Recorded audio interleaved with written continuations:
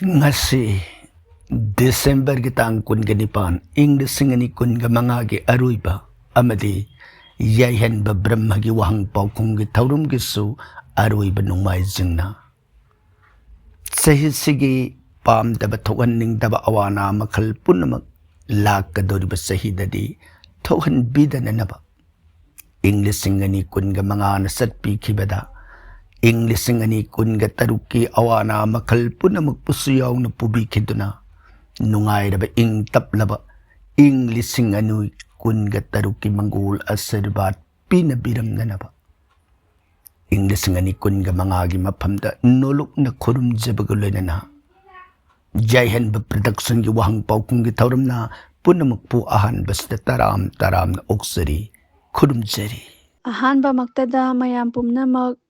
pabong busu khurumjari. Thagat ceremony ka ngasigi wahang lokasi. Ngasigi ahanba wahang lokachage. Manisang laisram Hare Krishna ojabu thagatjari. Oja mamangi mapokta kari pap leibaginu khangde ojana takpirakpa khudimak pangthokpa ngamjade. Hena awaba oire kari tauraga pangthokpa ngamgani oja. Manisangi wapam sidi karibu haigani. Fanana batak piramba sastra gi pautak su inba ngamdre haina su takpiri. Apaba oinana batak piyo haina amukka su takpiri. Manisang laibak na kari tamlibage haibado yengba haibadoni nam sonbiyo nam kaubigano haina ningsingjari thagatsari. Mathangda usakiren khuraijam agyabu khurumjari. Dhanu Sankranti haibiribasibu kangsubi katpa numitto oibidaura wafamsingsi khanghanbirakpagidamak aigabu thagatjari. Usakiran Surjadevana Rasitara nithoida satpagi khongsatpu Sankranti haina khangnai. Dhanu Sankranti haibana numitna Dhanu Rasida haibadi poinu thada sangba hauba numit adubuni. Aduga Surjadevana Makar Rasida waksing thada sangba haubana Makar Sankranti haina kawi. Namisada Surjadevada puja katsaba kalib polam punamakta thoiding amuba hablaga katsaba thoiding kabu katsaba pa punamak kopiba hiram khudingda afaba pinabi haiduna hairiba numitki Makar Sankranti asibu Tila Sankranti hainasu khangnai. Hairiba Tila Sankranti natraga Makar Sankranti ase lakadoriba January gitang taraga bari English singani kunga taruk yumsakasan numita tari. Namisigi Surja Puja katsabagi khwaidagi phaba matam nungthil pung ahunga minit taraga humdoi satpadagi nungthil pung mariga minit nifu taruki matam masi Surja Puja katsabagi haibadi thoiding katsabagi athoiba aphaba matam oigadori. Nimisida Satatila Ekadasi su oi. Satatila haibadi thoidinga loinaba mawong taruka konana Brata Puja tauzabada pap kuksaba mangol phangba adugumba Ekadasi ni haibani. Haibadi nimisida thoidinga loinaba maram taruk haibadi thoiding haplaga iruzaba thoiding saba aduga koina puja katbada nam sonbada thoiding yauhanba thoiding dan taujaba thaknanaba isingda thoiding hapiba maida thoiding katchaba hairiba maram taruk asiga loinana ekadasigi barta si taujaba barta si ngamdragasu thoiding gi polam sing asina loinana taujaragadi thoidokna afaba oi haibagidamak numit asibu Tila Sankranti amadi Satatila Ekadasi haidana bedana thambiramba wafam amani haidana usakiran gi mafamda paudam seri thagat seri usakiran. Mathangda oina Miranda Devi ojabu khurumjari Charnamitra hairise kari potlam haplaga oibage yum Brahman nataba aikoinasu sizinaba yadabra. ꯃꯤꯔꯟꯗꯥꯒꯤ ꯈꯨꯔꯨꯝꯕꯤꯔꯛꯄ ꯇꯔꯥꯝꯅ ꯑꯣꯛꯆꯔꯤ ꯃꯤꯔꯟꯗꯥ ꯁꯔꯅꯥꯃ꯭ꯔꯤꯇ ꯍꯥꯏꯕꯗꯤ ꯃꯟꯗꯤꯔꯒꯤ ꯕ꯭ꯔꯥꯍ꯭ꯃꯟꯁꯤꯡꯒꯤ ꯃꯟꯗꯤꯔꯗ ꯅꯤꯇꯤꯒꯤ ꯁꯜ ꯆꯛ꯭ꯔ ꯅꯠꯇ꯭ꯔꯒꯅ ꯁꯜꯒ꯭ꯔꯥꯝ ꯍꯥꯏꯔꯒꯁꯨ ꯈꯪꯅꯕ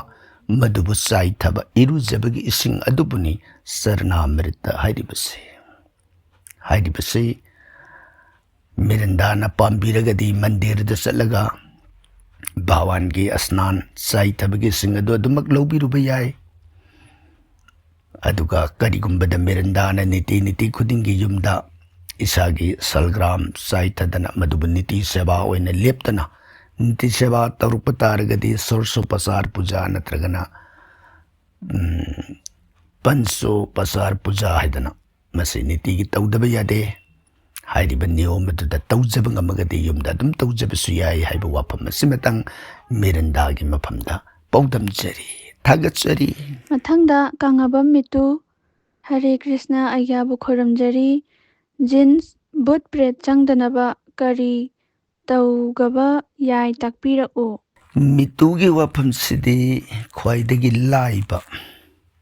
ꯍꯥꯏꯔꯒꯗꯤ ꯑꯩꯒꯤ ꯌꯨꯝꯒꯤ ꯏꯁꯣꯔꯗꯨꯅ ꯑꯩꯈꯣꯏꯕꯨ ꯆꯨꯝꯅ ꯉꯥꯛꯁꯦꯟꯕꯤꯔꯕ ꯍꯥꯏꯔꯤꯕꯁꯤꯡꯗꯨ ꯑꯃꯠꯇ ꯆꯪꯕ ꯉꯝꯃꯣꯏ ꯑꯗꯨꯅ ꯑꯩꯅ ꯃꯇꯝ ꯆꯨꯞꯄꯗ ꯌꯨꯝꯒꯤ ꯏꯁꯣꯔꯅ ꯄꯦꯟꯕꯤꯅꯅꯕ ꯃꯥꯏꯀꯩ ꯈꯨꯗꯤꯡꯗ ꯉꯥꯛꯅ ꯆꯠꯄ ꯉꯝꯅꯅꯕ ꯍꯣꯠꯅꯕꯤꯌꯨ ꯁꯨꯝꯃꯣꯏꯗꯅ ꯃꯤꯇꯨꯒꯤ ꯃꯐꯝꯗ ꯄꯥꯎꯗꯝꯖꯔꯤ ꯊꯥꯒꯠꯆꯔꯤ ꯃꯤꯇꯨ ꯃꯊꯪꯗ ꯄꯕꯤꯇ꯭ꯔ ꯍꯟꯖꯕꯝ ꯑꯩꯒ꯭ꯌꯥ ꯕꯤꯁꯅꯨ ꯂꯥꯛꯄꯝꯒ ꯍꯟꯖꯕꯝꯒ ꯂꯧꯅ ꯂꯩꯅꯕ ꯌꯥꯕ꯭ꯔꯥ ꯇꯥꯛꯄꯤꯔꯝꯃꯨ ꯍꯔꯦ ꯀ꯭ꯔꯤꯁꯅ ꯄꯕꯤꯇ꯭ꯔ ꯁꯥꯒꯩ ꯑꯅꯤꯒꯤ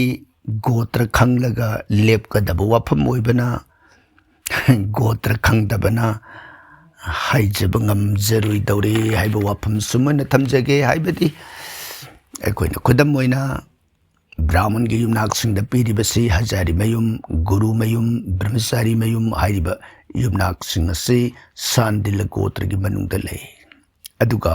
ꯑꯔꯤꯕꯝ ꯐꯨꯔꯥꯏꯂꯥꯠꯄꯝ ꯍꯥꯏꯔꯤꯕꯁꯤꯅ ꯕꯥꯁ꯭ꯌ ꯒꯣꯇ꯭ꯔꯒꯤ ꯃꯅꯨꯡꯗ ꯂꯩ ꯑꯗꯨꯒ ꯑꯅꯧꯕꯝ ꯁꯃꯨꯔꯥꯏ ꯂꯥꯠꯄꯝ ꯃꯁꯤꯕꯨꯅ ꯚꯥꯔꯗ꯭ꯋꯥꯖ ꯒꯣꯇ꯭ꯔꯒꯤ ꯃꯅꯨꯡꯗ ꯂꯩ ꯑꯗꯨꯅ ꯒꯣꯇ꯭ꯔ ꯇꯤꯟꯅꯕꯁꯤꯡꯁꯤ ꯂꯧꯅ ꯂꯩꯅꯕ ꯌꯥꯔꯣꯏꯗꯧꯔꯤꯕꯅꯤ ꯒꯣꯇ꯭ꯔ ꯇꯤꯟꯅꯗꯕ ꯑꯣꯏꯔꯒꯗꯤ ꯌꯥꯗꯣꯏꯅꯤ ꯃꯔꯝ ꯑꯗꯨꯅ ꯄꯟꯕꯤꯔꯛꯂꯤꯕ ꯍꯟꯖꯕꯝ ꯑꯃꯗꯤ ꯇꯥꯛꯄꯤꯔꯛꯂꯤꯕ ꯕꯤꯁꯅꯨ ꯂꯥꯠꯄꯝ ꯍꯥꯏꯔꯤꯕ ꯌꯨꯝꯅꯥꯛ ꯑꯅꯤꯁꯤꯒꯤ ꯒꯣꯇ꯭ꯔꯗꯨ ꯈꯪꯂꯒꯗꯤ ꯒꯣꯇ꯭ꯔ ꯑꯅꯤꯗꯨ ꯀꯝꯕꯥꯏꯅꯦꯁꯟ ꯌꯥꯕ꯭ꯔꯥ ꯌꯥꯗꯕ꯭ꯔꯥ ꯍꯥꯏꯕꯁꯤ ꯕꯤꯆꯥꯔ ꯇꯧꯕ ꯅꯠꯇꯅ ꯒꯣꯇ꯭ꯔ ꯈꯪꯗ꯭ꯔꯒꯗꯤ ꯍꯥꯏꯖꯕ ꯉꯝꯖꯔꯣꯏꯗꯧꯔꯦ ꯑꯩꯈꯣꯏꯒꯤ ꯑꯣꯏꯅꯗꯤ ꯒꯣꯇ꯭ꯔꯁꯤ ꯈꯪꯖꯗ꯭ꯔꯦ ꯁꯨꯝꯃꯣꯏꯗꯅ ꯄꯥꯎꯗꯝꯖꯔꯤ ꯊꯥꯒꯠꯆꯔꯤ ꯃꯊꯪꯗ ꯃꯅꯤꯁꯥꯡ ꯂꯥꯏꯁ꯭ꯔꯝ ꯊꯥꯒꯠꯆꯔꯤ ꯑꯣꯖꯥ ꯑꯣꯖꯥꯅ ꯃꯔꯤꯛ ꯆꯨꯝꯂꯕ ꯄꯥꯎꯈꯨꯝ ꯄꯤꯕꯤꯔꯛꯄꯒꯤꯗꯃꯛ ꯑꯣꯖꯥ ꯋꯥꯍꯪ ꯑꯃꯇꯪꯒ ꯂꯥꯏ ꯈꯨꯔꯨꯝꯕ ꯃꯇꯝꯗ ꯈꯣꯡꯎꯞ ꯁꯦꯟꯗꯜ ꯇꯣꯡꯅꯗꯦ ꯑꯗꯨꯒ ꯃꯣꯖꯥꯗꯤ ꯎꯞꯄꯁꯨ ꯌꯥꯎꯏ ꯃꯣꯖꯥ ꯌꯥꯎꯕ ꯌꯥꯕ꯭ꯔꯥ ꯌꯥꯗꯕ꯭ꯔꯥ ꯑꯣꯖꯥ ꯃꯅꯤꯁꯪ ꯋꯥꯐꯝꯁꯤꯒꯤꯗꯤ ꯀꯔꯤ ꯍꯥꯏꯒꯅꯤ ꯏꯁꯣꯔ ꯅꯤꯡꯕꯗ ꯈꯨꯔꯨꯝꯖꯕꯗ ꯃꯁꯥꯒꯤ ꯑꯄꯥꯝꯕ ꯊꯥꯖꯕ ꯌꯥꯎꯗꯅ ꯈꯨꯔꯨꯝꯕ ꯃꯁꯥꯅ ꯄꯥꯝꯅ ꯅꯨꯡꯁꯤꯅ ꯈꯨꯔꯨꯝꯕ ꯃꯁꯥꯒꯤ ꯋꯥꯈꯟꯗꯨ ꯐꯣꯡꯗꯣꯛꯆꯕ ꯍꯥꯏꯕꯗꯨꯅꯤ ꯍꯥꯏꯖꯕ ꯇꯥꯏ ꯇꯁꯦꯡꯅ ꯄꯥꯝꯅ ꯅꯨꯡꯁꯤꯅ ꯈꯨꯔꯨꯝꯕ ꯑꯣꯏꯔꯒꯗꯤ ꯃꯣꯖꯥ ꯂꯧꯊꯣꯛꯂꯝꯒꯗꯕꯅꯤ ꯁꯥꯁꯇ꯭ꯔꯅ ꯌꯥꯗꯕ ꯊꯕꯛꯇ ꯃꯥꯏ ꯑꯣꯟꯁꯤꯜꯂꯝꯂꯣꯏꯗꯕꯅꯤ ꯊꯥꯒꯠꯆꯔꯤ ꯃꯅꯤꯁꯪ ꯃꯊꯪꯗ ꯄ꯭ꯔꯇꯤꯚꯥ ꯁꯤꯡꯒꯔꯋꯥꯟ ꯀꯁꯥꯔ ꯍꯔꯦ ꯀ꯭ꯔꯤꯁꯅ ꯑꯣꯖꯥꯕꯨ ꯊꯥꯞꯅ ꯈꯨꯔꯨꯝꯖꯔꯤꯌꯦ ꯇꯥꯈꯤꯗꯕ ꯀꯨꯏꯔꯦ ꯏꯁꯩꯁꯦ ꯑꯉꯥꯡ ꯑꯣꯏꯔꯤꯉꯩꯗ ꯇꯥꯈꯤꯕꯅꯤ ꯊꯕꯛꯇꯁꯨ ꯂꯩꯔꯦ ꯕ꯭ꯔꯤꯒꯨꯒꯤ ꯈꯣꯡꯐꯝ ꯂꯣꯠꯄꯗ ꯆꯤꯠꯊꯔꯦ ꯅꯨꯡꯁꯤꯕ ꯃꯤꯐꯝ ꯃꯁꯤꯕꯨ ꯀꯅꯥꯅ ꯀꯔꯤꯒꯤꯗꯃꯛ ꯍꯥꯏꯔꯤꯕꯅꯣ ꯇꯥꯛꯄꯤꯌꯨ ꯑꯣꯖꯥ ꯊꯦꯡꯀ꯭ꯌꯨ ꯄ꯭ꯔꯇꯤꯚꯥ ꯁ꯭ꯔꯤ ꯒꯧꯔꯥꯡꯒꯒꯤ ꯃꯐꯝꯗ ꯚꯛꯇꯁꯤꯡꯅ ꯍꯥꯏꯈꯤꯕ ꯌꯥꯝꯅ ꯃꯔꯨꯑꯣꯏꯕ ꯀꯦꯁꯕ ꯚꯥꯔꯇꯤꯅꯁꯨ ꯍꯥꯏꯈꯤꯕ ꯑꯃꯗꯤ ꯈꯪꯈꯤꯕ ꯋꯥꯐꯝ ꯑꯃꯅꯤ ꯍꯥꯏꯖꯕ ꯇꯥꯏ ꯃꯁꯤꯗ ꯋꯥꯔꯤ ꯑꯅꯤꯈꯛ ꯑꯩꯈꯣꯏꯅ ꯅꯤꯡꯁꯤꯡꯕ ꯌꯥꯏ ꯑꯍꯥꯟꯕꯗ ꯚ꯭ꯔꯤꯒꯨꯒꯤ ꯈꯣꯡꯐꯝ ꯍꯥꯏꯕꯁꯤ ꯃꯃꯥꯡꯊꯛ ꯚ꯭ꯔꯤꯒꯨ ꯑꯣꯏꯅ ꯀꯧꯕ ꯃꯨꯅꯤꯁꯤ ꯃꯁꯤꯅ ꯖꯒꯠꯁꯤꯗ ꯅꯤꯡꯕ ꯌꯥꯕ ꯏꯁꯣꯔꯁꯤ ꯀꯅꯥꯅꯣ ख्वाइदगी हेन्ना इंग तप्पा ख्वाइदगी हेन्ना साउदबा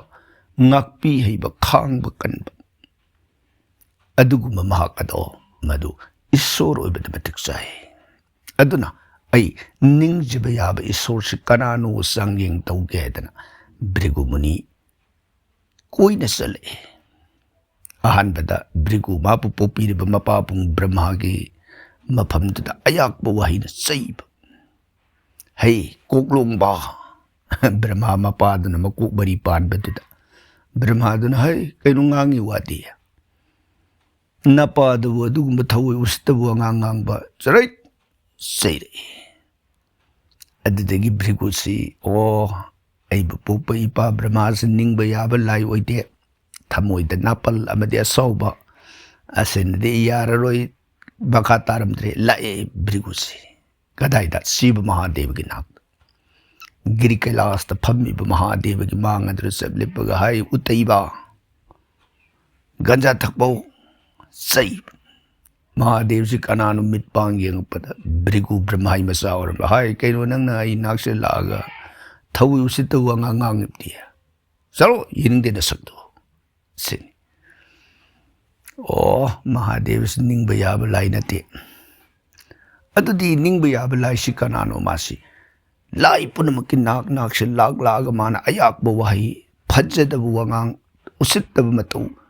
ullu ba punamakta lai punamang na khat lagi nang makta thawi usitte loina tale kaina tangda Bhrigu si Sri Vaikuntha Naran Vishnu gi mangaduda Lakshmi Saraswati anina naget aduda thawan seva oiduna ngan thoiri ba bhawan gi mangduda taha parap sangsilaga walan maset amatangang dana Lakshmi Saraswati anina thawgallaga mayai da pothari ba Sri Bhawan Vishnu gi thabak mayai du Bhrigu na songsilaga ko madaida Saraswati Lakshmi ani si parang saugradan halage Bhawan ai ngai ko khamaga ibungona tapna haugalagtana Brahman gi nauraba khongphamduna Vajradagi soyena kallaba Vishnu gi thabak mayai sida aghat khongpham pibadi Brahman gi khongsadu onthokna nariri ni da kolau ibungona sangsilagtana Bhrigu sibu khudang pain singkhallaga mage tampak ta phaina pammaga Bhrigu gi khongpham ado ibungu gi serious dana tapna nanbiraga narari ni da ko Brahman gi nauraba khongpham sina Vishnu gi kallaba thabak sida wafam do tarabada Bhrigu si kappe nanai ngasi aibungu bu thawoi tatana aibungu gi bakas da mandan tabak bayaida pada ghat khongpham naina nanaina aghat pijakhiba nachadi Prabhu jagas da lady be sor punamak asigi manungda ningbada matik sabai sor kanano haibadu nanaina changyeng tawjarakpani bungo ibungo wairame ningbada matik sabasi Bhawan Brahman punamagado ina kangin he nangi thamoida aibu nungsidana aibu sangka leina warau bagaloina iphamda nang khongpham aghat piba natte abisi aina kangi nangi thamoida nang khallibu wakallado aina ui maramadu se nangi dos natte nang ngasi nungsibagi sanging Krishna ibu nungsibagi damak nangi khongpham na aigi thabak mayai da kaukhiba khongpham ase jog khuding makta khongpham ase muthat balaitana aigi avatar khuding da loina duna thamge ko Brahman asmoina Bhawan Sri Vishnu na Bhrigu da takpi khiba matungina ibungu gi jog avatar khuding makta ibungu gi thabak mayai da Bhrigu gi khongpham gi khudam ase adum loina duna ibungon avatar toy aduna Narasimha avatar gi matam da su bara avatar matam da su sukar avatar hek bu ba ibungo gi avatar langu lag pa khuding makadu da thabak mayai da इबुंगोगी तुसी जगत की दी हंथन लोइना होए इबुंगोगी तुदी हंगत ना होए हंगत ना Horiba थबाक मयाई की तुदो ब्रिगुगी खोंफम दो मयक लान सेंग ओले अदुना हाइरिबा वाफमसिना श्रीनिमाई गौरांगन नोबोदीप्ता अवतार लीला की दमक लेंग थरक मतम से जगन्नाथ मिश्र की मसा होइना पूरी बिबुंगो से मयक सिंगंदना मागे तुरी से हंगत ना होरगा ब्रिगु की खोंफम से इबुंगोन लोलगा मतम श्री इबुंगो से आई लाइनी है ना अवतार लाग बनते मादी भक्त मगी मसक लोरगा संसार सिदा भक्त मोइना ईश्वर बु करम न निंगजगनी अईगी नीति के आचार विचार कमदौन तौगनी फजब नीति तबु तंबीरुगे हाइबगी दमक लाकबो अवतार ओइबना इबुंगो से ईश्वर अवतार ने बदु खंगदन मान लोलगा थम हाइरिबा मतौसी करंब कांद थेंगनखी हाइबा मतमद केसब भारती इबुंगोना दीक्षा लोरगा गुरु मनाइद्रगदी ईश्वर सेवा संग यादे गुरु की थौजान तन ईश्वर सेवा माई पाकदौरिबनी हाइबदु ताके हेबगी तब इबुंगो से सैना सोरे लंबोइरे अदुगी लंबोइरमदाई समसेंगब मतुंगदा नाम दीक्षा पीबा हैदना दीक्षा सी पीरमदाई मतम सिदा केशव भारती से इबुंगोदा करी नाम पीगदगे मैथों से लुक खन फन कोई न खल्ले हायरक्त्रबदा इबुंगो श्रीनिमाई गौरांगना गोसाई गोसाई है बांग्ला भाषा ने बांग्ला गोसाई है ओझा है संस्कृत ने गुरु है ओझा समाने अदना गोसाई कईदौरे नाम पीनबीरो मदैदा भारती ने बुंगो इबुंगो की नाम से करी हुई पीगदगे न खल्लिमनी है मतंग से इबुंगो निमायना गोसाई श्री श्री कृष्ण चैतन्य है नाम दु पीनबीरोदना भारती ने करी है ngang kaino saitai na haibadi masakang bai bani krishna saitai na krishna masakang ba krishna dudi nangi guru oiriba aimang na khangba ngamdribni ne mamai mari pan ba brahmana khangba ngamdabi bungogi mahimani mamai manga palaba pansanan siva mahadeva na khangba ngamdribi bungogi tat mahimani nangundabu karamna krishna saitai na haibana naam se pidori yaroi se matang seda nomadon akas bani laure jagat puna mga tabanati bharti khakta tanana bani layam laure bisi guru pibadamatik shaye mangdali pibado kanana te piu maphamda pidana kanada pigani masa amangna uibani na masa na krishna masakang baibado uijerabani piu matik shaye layam na lauruk baduga iroi na Srinimaina Gosai kaubi na barani ngasi ni lipi berup se mamang thaki radha gi lamandu singi bani ne Gosai ai ngasi sengdu ibasam radha gi lamani ai na se liba kopin radha gi laman sing bani adur se bab tadri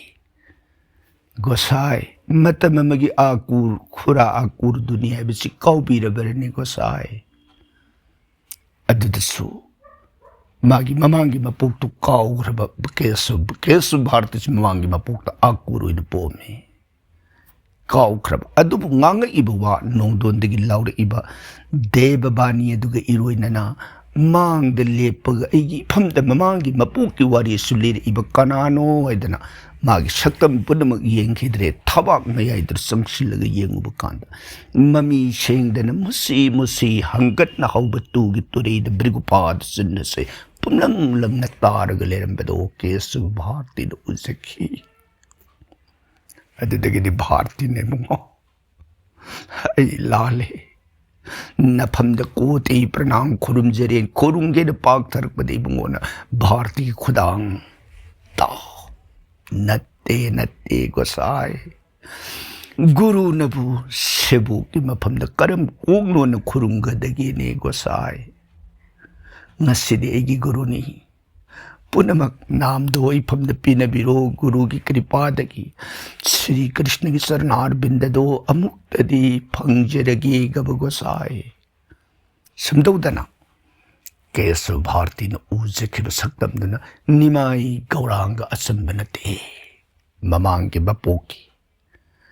adugumba Sri Bhavan Parameswar do ma batom kaknatana पान की हक्सांग न राधा न ओरगा नुंग की हक्सांग ने इबुंगो न ओरगा जुगुल रूप न एक मूर्ति ओइ न हंदक से इबुंगो न सयंग अवतार लाकपने बसे खंगदन केसु भारती ने इबुंगो की मगुन ब सैथा दन सक्ति ब हाई की ब अदुबने हंदक खोंफम लोट प यादर ब ब्रिगु की लेरे थबाक ताइन हाइदि बसे अदुना इबुंगो की मतमदुदा सानबिरंब लीला अदु मदुबु मसक खंगना केसु भारती ना हाइखिबा भक्त सिंह हाइखिबा वाफम अदुबु नुंगद लेरिबा रसिकि वाफम असिबु इशै वैना सैरेंगगा सकनरम वाफमनि मरम अदुना प्रतिभा वाफम असे असुम ओइना हाइरिबा इशैदुकी नुंगद लेरिबा वाफम असे थमजरी थागतसरी प्रतिभा मथंगदा B तोंबा खुरुमजरी अग्या इसागी पोकपा नुमितना Sunday January date 16 1983 waksingi nini panba 12 pm minute 43 oy aduna punsise wabasu yang ware paisa su puthabana hele kari tasa laibagino agya Tomba Sharma तोम्बन ताकपिरकलिबा संडे पोई 1983 की जनवरी तांग तराग तरुक अदुगा नुमिजुम मतुंग पुंग तराग निथोई मिनिट निफु हुमदोई सतपदा पोई हैना ताकपिरिबा तोम्बा पुंसिसे असौबा असादा खुद थाबदा राहु नंबरम ओइरगा की दबाई बताए असयम सौबा अदुद खुत्ताब सुकी दबा शक्ति यामन लेबा मपोक अमगी गुल्लै अदुबु राहु की गुंदी याम फरग कितु की गुन सिदी खर नेम बाय बताए मसन मांगन नब अयतपा तत्न पीरी अदुगा अइगे वेल्थ एंड इनकम हाउस अनिसी बुद्ध ग्रह अमदी मंगोल ग्रहना ऑक्युपाई तौरी अदुगा मंगोल बृहस्पति की पोजीशन से फब खर वाली पोजीशन फत्रिबसी फगत न होनबियो अनिसी की पोजीशन से हेक फगलब मतमदा खुदिंगमक अफबा माई पाकपा सौखत पुंसी सोइदन फंगनी अफब मपो ओइगनी अदुगा हौजे हौजे की ओइना करगे दशा की खोंफमसी शनि की दशा मतम ओइबना शनि की दशा देगी कोक सननब प्रतिकार मखल मखन कर तौबियो सही निफु निथोई की मनुंग लेरी अदुना लाकदोरिबा तांग तराग तरुक जनवरी इंग्लिसिंगनी कुनग मंगा की मतुंग सही निफु ग मरी द संगलगनी अदुना अफब पुंसी ओइगनी हाइरिबा मथक्ता थमजखरिबा वाफम सिंग असे अथुब मतम द तौथोपियु सोइदना अफब ओइगनी हाइबा वाफम सिमतंग तोम्ब शर्मा की मफमदा पौतम जरी थागचरी मथंगदा सोबा सिंह हरे कृष्ण आज्ञा लैखिद्रबा अहल लमन सिंगी फोटो असी युमगी करंबा मफमदा थेतकनी पाखुम ngaijeri शोभा वास्तु शास्त्र की मोट मतुंगिना युमगी मखादा नत्रगना संथोंगदा ममाई अवांग नत्रगना नोंपो ओना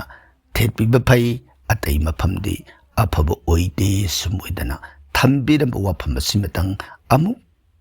एखोगी माइकैदगी सौभाग्य मफमदा पौदम जरी थागचरी सभा मथंगदा कल्पना निंगथौजम ओजा मखा वहंग हंगजरी मदुदी गाड़ी खामलगा थंबा तोइना नुंगतीगी नत्रसु ꯅꯤꯅꯤ ꯍꯨꯝꯅꯤ ꯃꯔꯛ ꯊꯕꯛ ꯂꯥꯛꯄ ꯃꯊꯧ ꯂꯩꯕ ꯀꯥꯟꯗ ꯊꯧꯗꯣꯛ ꯊꯧꯖꯤꯟ ꯇꯧꯕ ꯒꯥꯔꯤꯗ ꯑꯅꯤꯔꯛ ꯁꯨꯔꯦ ꯈꯣꯏ ꯄꯥꯏꯔꯛꯂꯒ ꯌꯣꯝꯂꯝꯕ꯫ ꯃꯁꯤꯕꯨ ꯀꯔꯤ ꯈꯨꯗꯝ ꯑꯣꯏꯒꯅꯤ ꯇꯥꯛꯄꯤꯌꯨ ꯑꯣꯖꯥꯕꯨ꯫ ꯀꯜꯄꯅꯥ ꯌꯨꯝꯒꯤ ꯏꯁꯣꯔꯕꯨ ꯄꯟꯆꯥꯃ꯭ꯔꯤꯇꯅꯆꯤꯡꯕ ꯀꯠꯇꯨꯅ ꯈꯨꯔꯨꯝꯖꯕ ꯐꯩ꯫ ꯄꯨꯝꯅꯃꯛ ꯃꯁꯤꯅ ꯑꯐꯕ ꯑꯣꯏꯒꯅꯤ ꯍꯥꯏꯕ ꯋꯥꯐꯝꯁꯤꯃꯇꯪ ꯊꯝꯖꯔꯤ꯫ ꯃꯊꯪꯗ ꯕꯤꯔꯂꯥ ꯖꯦꯠ: ꯊꯥꯒꯠꯆꯔꯤ ꯄꯥꯕꯨꯡꯕꯨ꯫ ꯂꯐꯣꯏ ꯐꯥꯏꯕꯣꯛꯁꯦ ꯂꯥꯏꯗ ꯀꯠꯄ ꯌꯥꯗꯕ꯭ꯔꯥ? ꯌꯥꯕ ꯌꯥꯗꯕ ꯑꯃꯁꯨꯡ ꯁꯨꯒꯥꯏꯅ ꯇꯥꯛꯄꯤꯌꯨ꯫ ꯑꯗꯨꯒ ꯒꯅꯦꯁ ꯄꯨꯖꯥꯁꯦ ꯀꯔꯝ ꯍꯥꯏꯅ ꯇꯧꯒꯅꯤ ꯑꯌꯦꯠ ꯑꯄꯟ ꯂꯩꯇꯅꯕ? ꯃꯁꯤꯒꯤꯗꯃꯛ ꯑꯃꯨꯛꯀꯁꯨ ꯊꯥꯒꯠꯆꯔꯤ ꯍꯟꯅ ꯍꯟꯅ꯫ ꯕꯤꯔꯂꯥ ꯖꯦꯠ: ꯂꯐꯣꯏ ꯐꯥꯏꯕꯣꯛ ꯏꯁꯣꯔꯗ ꯀꯠꯄꯗ ꯁꯥꯁꯇ꯭ꯔꯅ ꯑꯊꯤꯡꯕ ꯄꯤꯔꯝꯗꯕꯅ ꯌꯥꯏ ꯍꯥꯏꯅ ꯊꯝꯖꯔꯒ ꯒꯅꯦꯁ ꯄꯨꯖꯥ ꯀꯠꯄꯒꯤ ꯅꯤꯌꯣꯝ ꯃꯈꯜ ꯃꯈꯥ ꯀꯌꯥꯃꯔꯨꯝ ꯂꯩ ꯍꯥꯏꯕꯗꯨꯅꯤ꯫ ꯃꯁꯤꯒꯤꯗꯃꯛ ꯄꯨꯖꯥꯒꯤ ꯂꯥꯏꯔꯤꯛꯁꯤꯡ ꯂꯩꯔꯤ꯫ ꯃꯥꯔꯖꯨꯟ, ꯘꯇꯁꯊꯥꯄꯟ, ꯄꯟꯆꯗꯦꯕꯇꯥ ꯄꯨꯖꯥꯁꯤ ꯂꯣꯏꯔꯕ ꯃꯇꯨꯡꯗ ꯒꯅꯦꯁꯀꯤ ꯄꯨꯖꯥꯁꯤ ꯀꯠꯀꯅꯤ꯫ ꯃꯥꯔꯖꯣꯟ ꯍꯥꯏꯕꯗꯤ ꯑꯩꯅ ꯄꯨꯖꯥ ꯀꯠꯀꯗꯧꯔꯤꯕ ꯃꯐꯝ ꯑꯗꯨꯕꯨ ꯁꯦꯡꯗꯣꯛꯄ ꯍꯥꯏꯕꯅꯤ꯫ ꯁꯦꯡꯗꯣꯛꯄ ꯍꯥꯏꯕꯁꯤꯗ ꯑꯩꯅ ꯋꯥꯏꯔꯝ ꯇꯩꯊꯣꯛꯄ ꯑꯗꯨꯗꯒꯤ ꯑꯇꯣꯞ ꯑꯇꯣꯞꯄ ꯍꯥꯏꯔꯤꯕ ꯅꯤꯌꯣꯝꯗꯨꯕꯨ ꯅꯠꯇꯦ꯫ ꯃꯥꯔꯖꯣꯟ ꯍꯥꯏꯕꯗꯤ ꯃꯐꯝ ꯑꯗꯨꯗ ꯑꯩꯅ ꯁꯦꯡꯗꯣꯛꯄ ꯃꯇꯝꯗ ꯆꯪꯒꯗꯕ ꯈꯨꯠꯂꯣꯟ ꯃꯟꯇ꯭ꯔꯒ ꯂꯣꯏꯅꯅ ꯃꯐꯝꯗꯨ ꯁꯦꯡꯍꯟꯕ꯫ ꯏꯁꯥꯁꯨ ꯄꯣꯠꯂꯝꯁꯨ ꯃꯐꯝꯁꯨ ꯄꯨꯝꯅꯃꯛ ꯑꯗꯨꯕꯨ ꯁꯦꯡꯍꯟꯕꯒꯤ ꯅꯤꯌꯣꯝ ꯄꯨꯖꯥ ꯑꯗꯨꯕꯨꯅꯤ ꯃꯥꯔꯖꯟ ꯍꯥꯏꯔꯤꯕꯁꯤ꯫ ꯃꯊꯪꯗ ꯘꯇꯁꯊꯥꯄꯟ: ꯘꯣꯠ ꯄꯨꯖꯥ ꯂꯤꯡꯈꯠꯄ꯫ ꯘꯣꯠ ꯄꯨꯖꯥ ꯑꯃ ꯂꯤꯡꯈꯠꯄ ꯃꯇꯝꯗ ꯀꯔꯤ ꯀꯔꯤ ꯃꯥꯒꯤ ꯄ꯭ꯔꯣꯁꯤꯗ꯭ꯌꯨꯔꯗꯨ ꯆꯪꯏ꯫ ꯑꯗꯨꯅ ꯘꯣꯠ ꯄꯨꯖꯥꯒꯤ ꯇꯣꯉꯥꯟ ꯇꯣꯉꯥꯟ ꯃꯥꯒꯤ ꯆꯪꯏꯕ ꯄꯣꯠꯂꯝꯁꯤꯡ ꯑꯗꯨꯒ ꯂꯣꯏꯅꯅ ꯘꯣꯠ ꯄꯨꯖꯥꯁꯤ ꯃꯟꯇ꯭ꯔꯒ ꯂꯣꯏꯅꯅ ꯀꯠꯄ꯫ ꯑꯗꯨꯒꯤ ꯃꯇꯨꯡꯗ ꯄꯟꯆꯗꯦꯕꯇꯥ ꯄꯨꯖꯥ ꯍꯥꯏꯗꯅ ꯂꯥꯏ ꯃꯉꯥꯒꯤ ꯄꯨꯖꯥ ꯀꯠꯀꯅꯤ꯫ ꯇꯥꯏꯅꯔꯛꯄꯗꯨꯗ ꯒꯅꯦꯁꯀꯤ ꯄꯨꯖꯥꯁꯤ ꯀꯠꯀꯅꯤ꯫ ꯑꯗꯨꯅ ꯍꯥꯏꯔꯤꯕ ꯅꯤꯌꯣꯝꯁꯤꯡꯁꯤ ꯑꯣꯏꯔꯒꯗꯤ ꯑꯩꯈꯣꯏꯅ ꯄꯨꯖꯥꯒꯤ ꯅꯤꯌꯣꯝ ꯇꯝꯕ ꯍꯥꯏꯕ ꯑꯃ ꯇꯣꯉꯥꯟꯅ ꯆꯪꯏ꯫ ꯑꯗꯨꯅ ꯏꯆꯝ ꯆꯝꯅ ꯀꯠꯆꯕ ꯈꯨꯔꯨꯝꯕꯒꯤꯗꯤ ꯑꯗꯨꯝ ꯀꯠꯄꯤꯕ ꯀꯥꯏꯗꯦ ꯍꯥꯏꯕ ꯋꯥꯐꯝꯁꯤꯃꯇꯪ ꯕꯤꯔꯂꯥꯖꯒꯤ ꯃꯐꯝꯗ ꯄꯥꯎꯗꯝꯖꯔꯤ꯫ ꯃꯊꯪꯗ ꯔꯣꯃꯥꯕꯇꯤ ꯃꯥꯏꯃꯣꯝ: ꯑꯣꯖꯥꯕꯨ ꯍꯟꯅ ꯍꯟꯅ ꯈꯨꯔꯨꯝꯖꯔꯤ꯫ ꯍꯪꯅꯤꯡꯕ ꯀꯌꯥ ꯃꯌꯥꯝꯅ ꯍꯪꯕꯤꯔꯛꯏ ꯇꯥꯕꯒꯤ ꯁꯔꯨꯛꯇ ꯑꯣꯏ꯫ ꯔꯣꯃꯥꯕꯇꯤꯕꯨ ꯊꯥꯒꯠꯆꯔꯤ꯫ ꯔꯣꯃꯥꯕꯇꯤꯕꯨ ꯈꯨꯔꯨꯝꯖꯔꯤ꯫ ꯏꯁꯣꯔꯅ ꯃꯇꯝ ꯆꯨꯞꯄꯗ ꯔꯣꯃꯥꯕꯇꯤꯒꯤ ꯊꯧꯖꯥꯜ ꯄꯤꯅꯕꯤꯅꯕ ꯑꯣꯏꯁꯅꯨ ꯍꯥꯏꯗꯅ ꯚꯒꯋꯥꯟꯒꯤ ꯆꯣꯔꯣꯟꯗ ꯊꯧꯅꯤꯖꯔꯤ, ꯊꯥꯒꯠꯆꯔꯤ꯫ ꯃꯊꯪꯗ ꯕꯕꯤꯇꯥ ꯗꯦꯕꯤ: ꯍꯔꯦ ꯀ꯭ꯔꯤꯁꯅ ꯂꯥꯞꯅ ꯈꯨꯔꯨꯝꯖꯔꯤ꯫ ꯋꯥꯍꯪ ꯑꯃꯠꯇ ꯍꯪꯖꯒꯦ꯫ ꯆꯐꯨ ꯂꯩꯕꯒꯤ ꯅꯨꯃꯤꯠ ꯍꯥꯏ ꯀꯔꯤ ꯅꯨꯃꯤꯠ? ꯄꯥꯎꯈꯨꯝ ꯉꯥꯏꯖꯔꯤ꯫ ꯕꯕꯤꯇꯥꯒꯤ ꯋꯥꯍꯪꯁꯦ ꯚꯥꯞ ꯇꯥꯕ ꯈꯤꯇꯪꯗꯤ ꯋꯥꯠꯂꯦ, ꯁꯨꯝꯅ ꯏꯕꯤꯔꯦ꯫ ꯕꯕꯤꯇꯥꯒꯤ ꯆꯐꯨ ꯂꯩꯕꯒꯤ ꯃꯇꯥꯡꯁꯤ ꯂꯩꯕꯥꯛꯀꯤ ꯑꯣꯏꯔꯒꯗꯤ ꯀꯥꯂꯦꯟ ꯇ꯭ꯔꯤꯇꯤꯌꯥ ꯌꯥꯝꯅ ꯐꯩ ꯍꯥꯏꯕ ꯇꯥꯏ꯫ ꯀꯥꯂꯦꯟ ꯇ꯭ꯔꯤꯇꯤꯌꯥ ꯅꯨꯃꯤꯠꯇ ꯂꯩꯕꯥꯛꯀꯤ ꯄꯥꯇ꯭ꯔ, ꯂꯩꯕꯥꯛꯀꯤ ꯆꯐꯨ ꯂꯩꯖꯕ, ꯌꯨꯝ ꯑꯗꯨꯗ ꯂꯟ ꯊꯨꯝ ꯆꯪꯕ ꯄꯨꯝꯅꯃꯛꯇ ꯑꯐꯕ ꯃꯪꯒꯣꯜ ꯐꯪꯕ ꯅꯨꯃꯤꯠ ꯑꯃꯅꯤ꯫ ꯑꯗꯨꯒ ꯑꯇꯩ ꯃꯇꯝꯗ ꯂꯩꯕ ꯇꯥꯔꯒꯗꯤ ꯂꯩꯕꯥꯛ ꯄꯣꯛꯄ ꯑꯃꯗꯤ ꯊꯥꯡꯖ ꯅꯨꯃꯤꯠ ꯑꯁꯤ ꯊꯥꯗꯣꯛꯄꯤꯕ ꯐꯩ꯫ ꯁꯨꯝ ꯑꯣꯏꯗꯅ ꯚꯥꯁꯇꯨ ꯁꯥꯁꯇ꯭ꯔꯒꯤ ꯃꯣꯠ ꯑꯃꯇꯪ ꯕꯕꯤꯇꯥꯒꯤ ꯃꯐꯝꯗ ꯊꯝꯖꯔꯤ꯫ ꯃꯁꯤ ꯅꯠꯇꯕ ꯑꯇꯣꯞꯄ ꯆꯐꯨꯁꯤꯡꯒꯤ ꯋꯥꯐꯝ ꯑꯣꯏꯔꯒꯗꯤ ꯌꯣꯠꯀ ꯃꯔꯤ ꯂꯩꯅꯕ ꯆꯐꯨꯗꯤ ꯊꯥꯡꯖ ꯅꯨꯃꯤꯠ ꯍꯥꯏꯕꯁꯤ ꯑꯗꯨꯝ ꯐꯠꯇ꯭ꯔꯦ꯫ ꯑꯗꯨꯕꯨ ꯌꯥꯝꯅ ꯀꯨꯞꯄ ꯃꯔꯣꯟꯗꯤ ꯄꯟꯕꯤꯔꯛꯇ꯭ꯔꯕꯅꯤꯅ ꯆꯥꯎꯔꯥꯛꯄꯁꯤꯒꯩ ꯕꯕꯤꯇꯥꯒꯤ ꯃꯐꯝꯗ ꯄꯥꯎꯗꯝꯖꯔꯤ꯫ ꯃꯊꯪꯗ ꯑꯔꯤꯕꯝ ꯕꯤꯅꯥ ꯔꯥꯅꯤ ꯗꯦꯕꯤ: ꯍꯔꯦ ꯀ꯭ꯔꯤꯁꯅ, ꯔꯥꯙꯦ ꯔꯥꯙꯦ ꯑꯩꯒ꯭ꯌꯥ ꯈꯨꯔꯨꯝꯖꯔꯤ꯫ ꯃꯣꯅꯤꯀꯥꯒꯤ ꯋꯥꯍꯪ ꯄꯥꯊꯣꯛꯄꯤꯕ, ꯑꯩꯒ꯭ꯌꯥꯅ ꯄꯥꯎꯈꯨꯝ ꯄꯤꯕꯤꯕ ꯑꯗꯨꯛꯀꯤ ꯃꯇꯤꯛ ꯐꯖꯩ, ꯅꯨꯡꯁꯤꯖꯈ꯭ꯔꯦ, ꯊꯥꯒꯠꯆꯔꯤ꯫ ꯍꯔꯦ ꯀ꯭ꯔꯤꯁꯅ ꯕꯤꯅꯥ ꯔꯥꯅꯤꯒꯤ ꯚꯛꯇꯤ ꯊꯥꯒꯠ ꯋꯥꯍꯩ ꯄꯨꯝꯅꯃꯛ ꯐꯤꯒꯥꯎ ꯁꯥꯅ ꯇꯔꯥꯝ ꯇꯔꯥꯝꯅ ꯑꯣꯛꯆꯔꯤ꯫ ꯑꯩꯈꯣꯏꯒꯤ ꯊꯝꯖꯔꯤꯕ ꯍꯤꯔꯝ ꯑꯁꯤꯕꯨ ꯃꯁꯛ ꯈꯪꯕꯤꯗꯨꯅ ꯑꯩꯈꯣꯏꯕꯨ ꯅꯨꯡꯁꯤꯅ ꯁꯧꯒꯠꯄꯤꯔꯛꯄ ꯁ꯭ꯔꯤ ꯚꯒꯋꯥꯟ ꯕꯤꯅꯥ ꯔꯥꯅꯤꯒꯤ ꯄꯨꯟꯁꯤ ꯈꯣꯡꯆꯠꯇ ꯅꯨꯡꯁꯤꯅ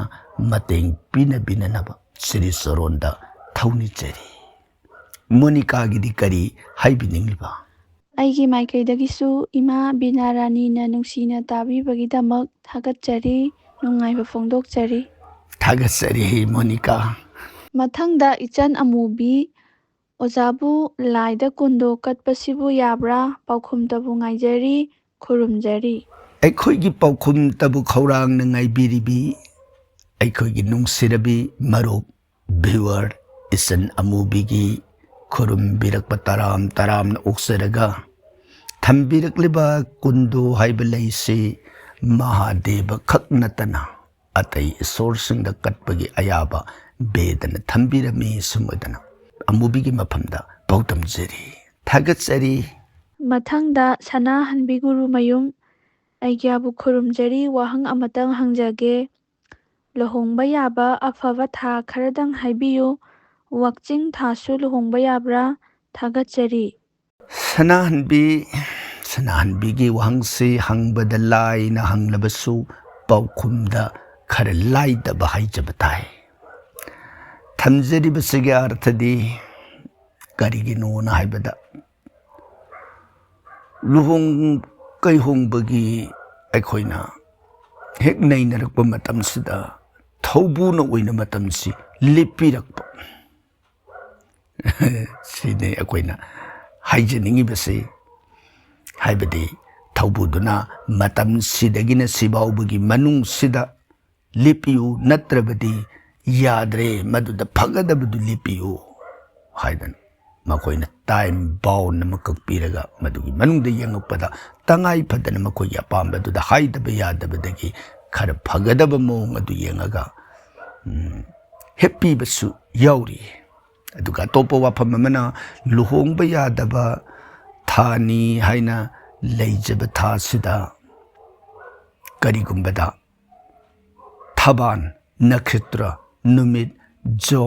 करन नाइदना लेरिब मयाम दुगी कम्बाइनेशन हाइबदि नुमित से थबान सि पालबा नक्षत्र न सि ओइरबा मागे जो नमसि ओइरगदि नुमित तो अफब नुमित ओइर